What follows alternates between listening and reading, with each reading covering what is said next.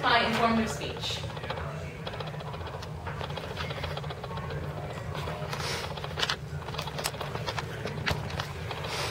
Someday they'll go run together, they'll bear them side by side.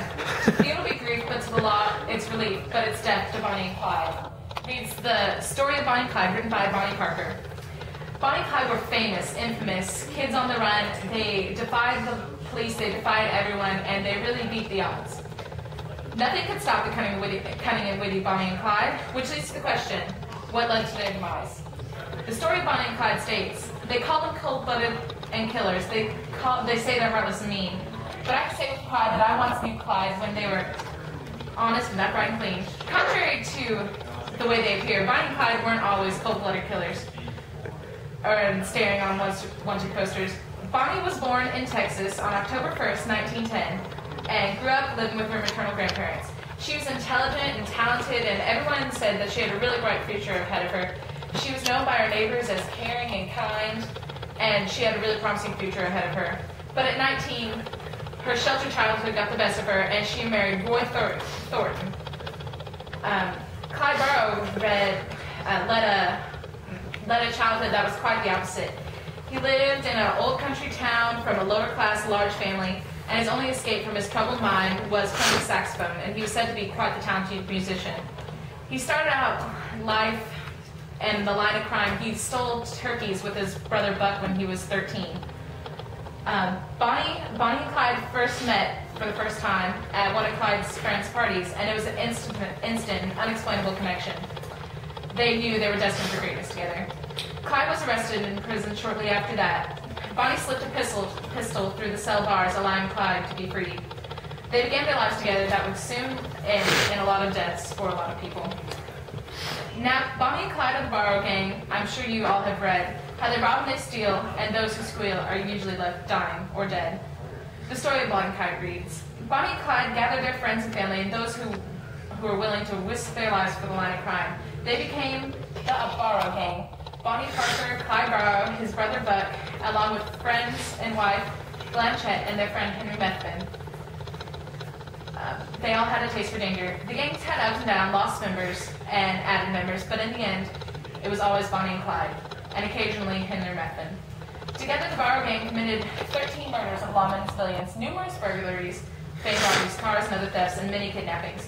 Through the years, they became known as uncatchable. No police could detain them. Nothing could stop them. They defied all the odds and everything everyone accepted as reality, as killing being bad. It was just not happening.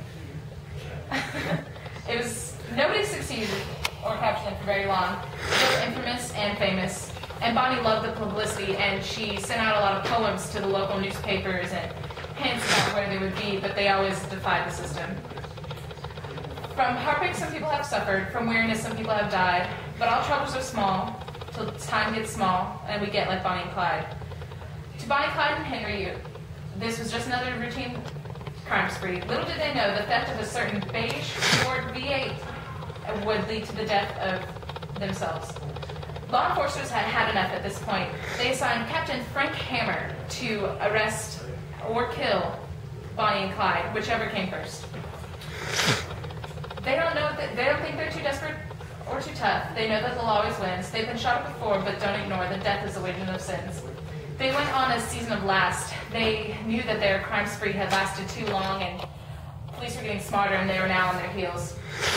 They went around to all their parents, and they basically said goodbye without saying it, and they let everyone know that they cared about them and that their time was too coming.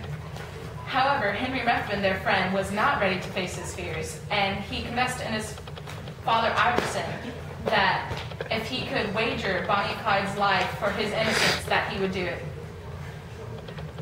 It was all planned out. Iverson had led law enforcers to a shoulder of Sales Road, a street that Bonnie and Clyde would travel by that day. They hid in embankments beside the road and waited for Bonnie and Clyde to investigate for their once friend, Iverson Methvin. Iverson left his car on the side of the road, and he knew that Bonnie and Clyde would be willing to help. So that's how they ended. They ended trying to help a friend. The officers began to shoot at Bonnie and Clyde the moment they got near the beige Ford, and they were instantly killed. The unstoppable Bonnie and Clyde. 25 bullets were found in Clyde and 23 in Bonnie. But they found in their car 30 caliber automatic rifle, a 20-gauge shotgun, 6 Colt 45 caliber automatic pistols, and 2,000 to 3,000 rounds of ammunition and 1 saxophone. Justifying Frank Hammer's comment, explaining that if it wasn't Bonnie and Clyde, it was going to be the police officers. Bonnie and Clyde were laid to rest at different grave sites. Their funerals attracted big crowds. Everybody wanted to see the unstoppable Bonnie and Clyde finally halted. Henry was pardoned, but after another account, he was sentenced to life in prison, where he was pardoned after 12 years. The story of Bonnie and Clyde ends with gunshots, but remains as a tale that stunned the world. We can only imagine where their reign of terror would be now if they weren't killed.